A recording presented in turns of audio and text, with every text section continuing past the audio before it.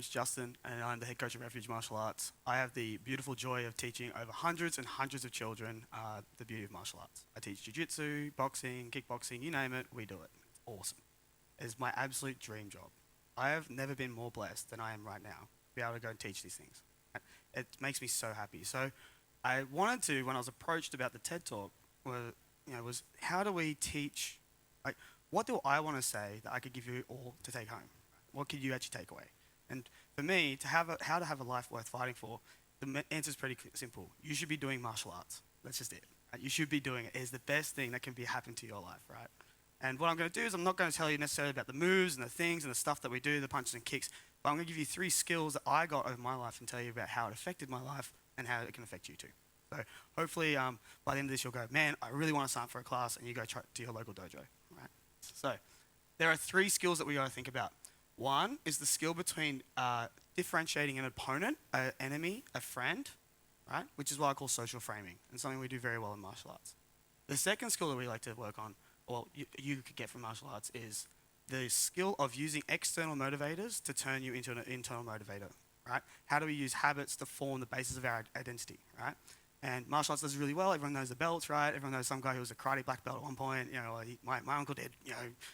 My uncle did Kempo, Jiu-Jitsu, blah, blah, blah, for whatever. That's exactly what we're talking about here. So the last one is actually, if you're a hyperactive dummy like me, I'm pretty go-go. I'm constantly moving. I can't sit still very well. How do you practice mindfulness really, really well? And it's like a 4 set of mindfulness where you're really one in the moment, right? Which can be really hard in like our crazy lives at the moment. So these are the 3 skills. I'm going to tell you all about them. So the first one, in martial arts, we are very clearly, very, very clearly told there are people who are your friends. This is who you like every day, who you talk to, people like you in the room, right?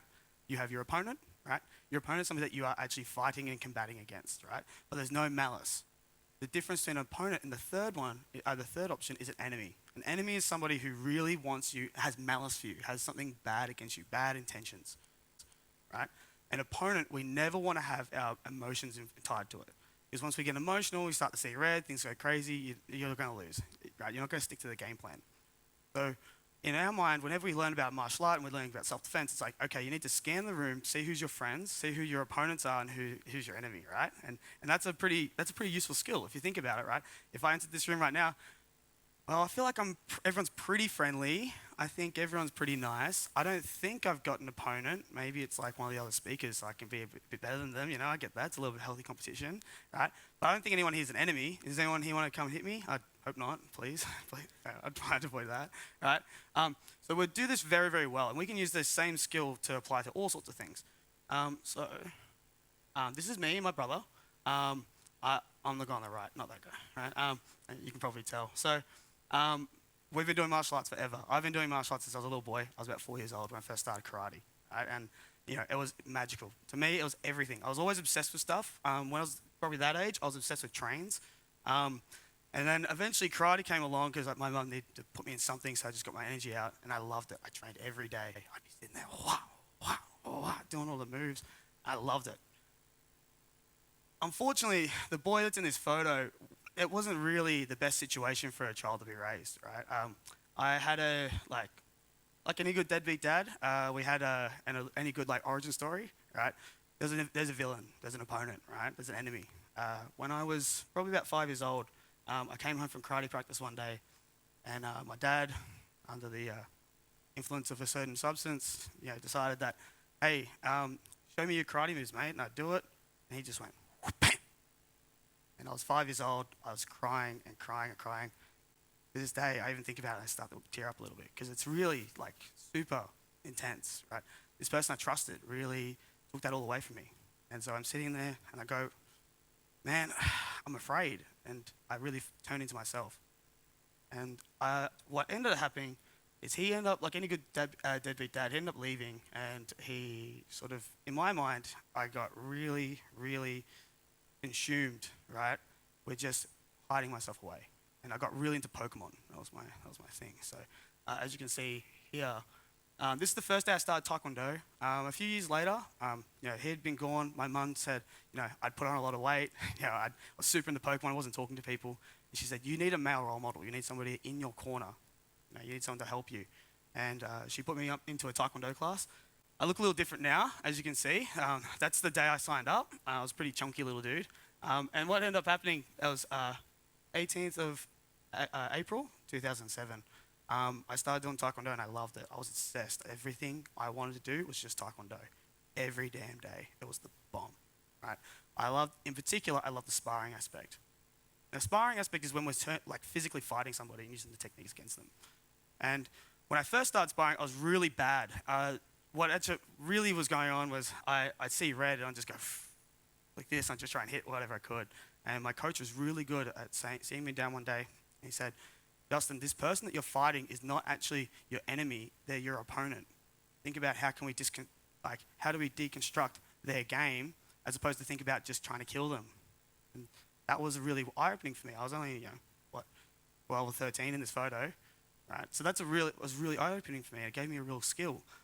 All this like pent-up aggression I had about, my family situation, I could actually see this person and I could take him away. He wasn't my enemy. He was my opponent. I needed somebody to dance with so I could actually go and do the things I really wanted to do. And so what ended up happening is throughout my teens, I did all sorts of crazy stuff. I tried to, chase all these different identities, do all these different title fights and matches and competitions, blah, blah, blah, all that stuff. And it was always because instead of seeing this person who did this thing to me as my enemy and running away from it, I saw them as my opponent and it pushed me forward. And I think that's something that I think you can all take away as well. You can learn that skill, right? Without necessarily getting punched in the face, right? Ideally, right? But you can learn that skill and it helps you a lot. It helped me a lot. So. The second skill is how do we balance external and internal motivators? It took me a long time to really figure out how to say this. Everyone knows that the belts are a great system in martial arts. Everyone knows, you get white belt, and then you get a green belt, and then you get a black belt, or whatever, right? And for me, especially as a teenager, that was really, really helpful because I had a goal attached to myself. And people knew me as the martial arts guy. They knew me as that kid that was fighting people professionally, right?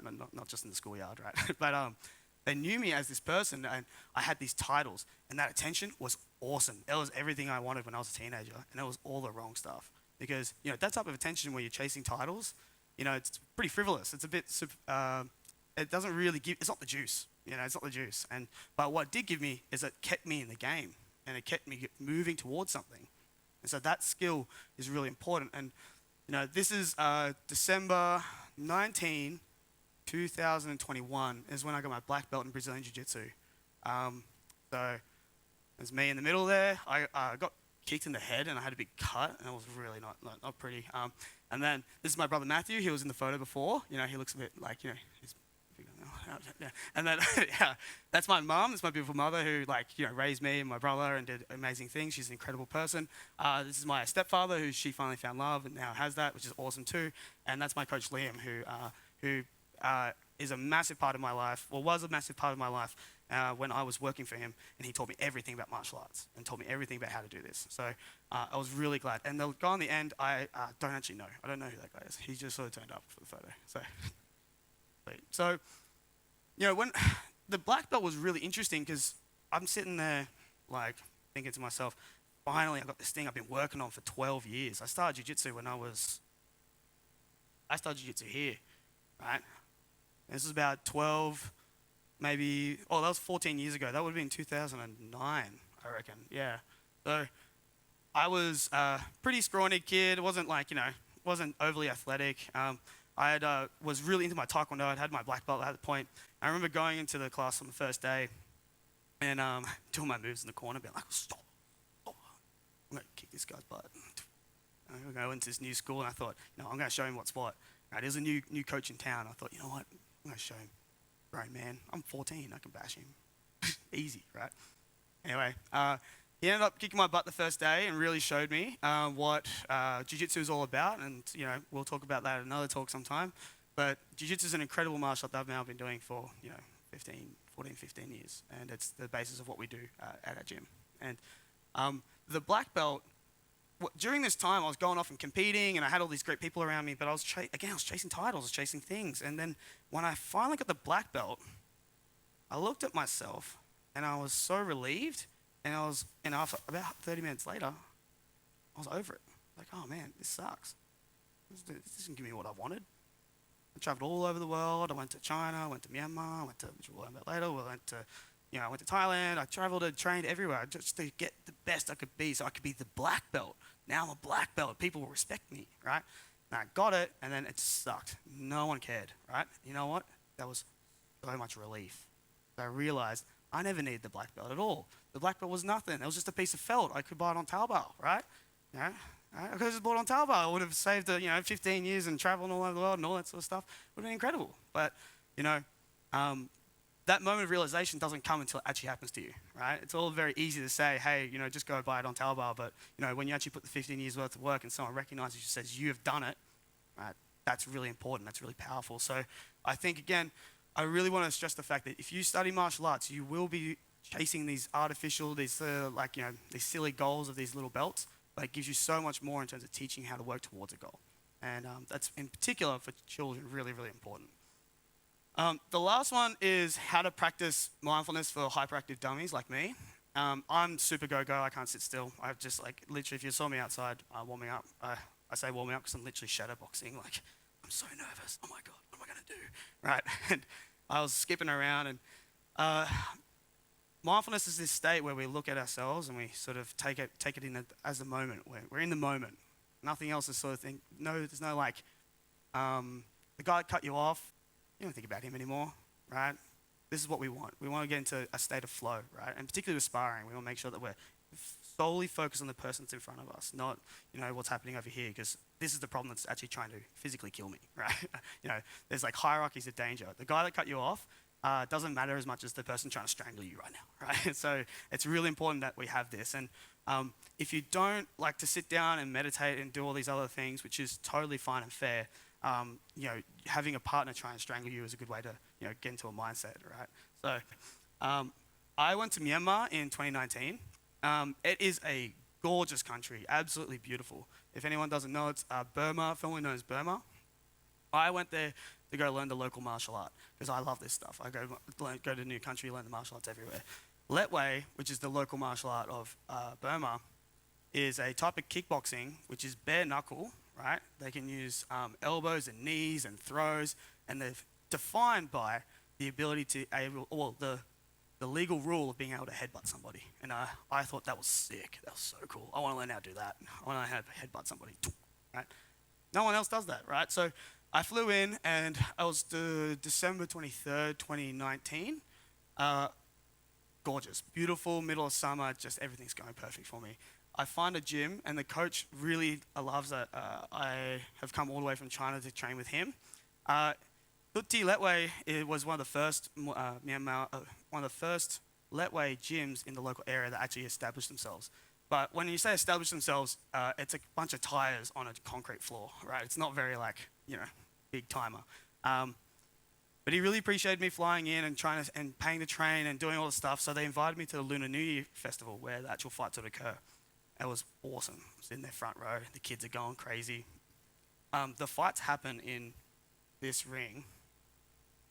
And what happens is in one corner, they have one fighter, one corner they have another fighter, and the children run around, and the people in the crowd will flash up and go, I really like him, I want the red corner. And you give the money to the child, and the child runs into the red corner and gives it to the coach, and they get paid, right? It's a really cool system. So of course, I'm the only foreigner in this entire area. It's thousands of Burmese people and one white dude like me. And I stick out like a sore thumb. They're like, this guy's got money, I bet ya. And so I'm like, yeah, I do, because I brought at the time, I thought, I'll bring a fair bit of cash, right? And they're like, yeah, it's really expensive because you're the foreigner, you got to spend the big money. And I was like, how much is the most expensive ticket? And they said, it's like whatever number. I looked at it, checked it on my phone. Oh, it's 150 RMB? Yeah, cool, I can do that, right? Gave them the money, and they come up. It was awesome. After the whole event, I saw this beautiful fight, saw all this martial arts going down. What ends up happening is I start to leave, and because I've filmed everything, I've taken photos of everything, people have noticed me. They're seeing there. I've got this crowd of children following me on to the taxi, and these two guys come out and they pull out this gun. They go, "You delete those videos now. Don't do that again. What are you doing here? Are you a journalist?" And the only reason I know what they said was not because they spoke English, but because the 8-year-old girl who spoke a little bit of English was translating for me, right? I was screwed. I was going, oh my Lord. My whole life dropped before me. Going, oh, what am I going to do? it was a terrifying moment. I didn't know what to do. I'm not going to fight these guys. I go on. What am I going to do? Right? And so, luckily, the little girl, she spoke really good English, and she translated for me. And I said, I am just a really big martial arts nerd, and I'm just really hanging out here. They thought I was a journalist trying to get some information and take it abroad or whatever. Right? It was a bit of a harebrained scheme as far as I'm concerned, but they didn't really like me. They didn't want me there. So I deleted the videos on my phone, like I said, and I deleted some photos, and I still got to keep some stuff. But I was terrified, and I went back to the gym, and I went back to my coach here, Tim Wins-Ul, right? And he said to me, Justin, you need to train, you need to learn, you need to get your mind off this, because I was shaking, didn't know what to do. God, how am I going to help myself? And it really affected me. And he said, well, I'm going to teach you the way of how we do our local dance before we start, right? And you're going to train, and you're going to do it every day. And then hopefully when you go home, get some professional help if you really need it. But he was the first person to teach me how to shadow box and how to do the traditional dance in Myanmar, right? And that's what I do for 20 minutes before every fight now, before every competition. Puts me in a state, in a mindset, right, where you're physically thinking, when you do the dance, the idea is not to just go through the motions, but to physically intimidate your opponent, and you're trying to imagine them in front of you and pushing them back and away and winning and dominating the match. And so that, teaching me that and learning that, really understand the value of shadow boxing and really understand the value of this, put me in a place where I could really give myself a moment of my own time. And it's something that when I'm nervous, like I just did outside, I do it every now. So it's a really incredible skill. So those are the 3 skills. 1, you learn how to differentiate between an opponent, an enemy, and a stranger, an opponent, an enemy, and a friend.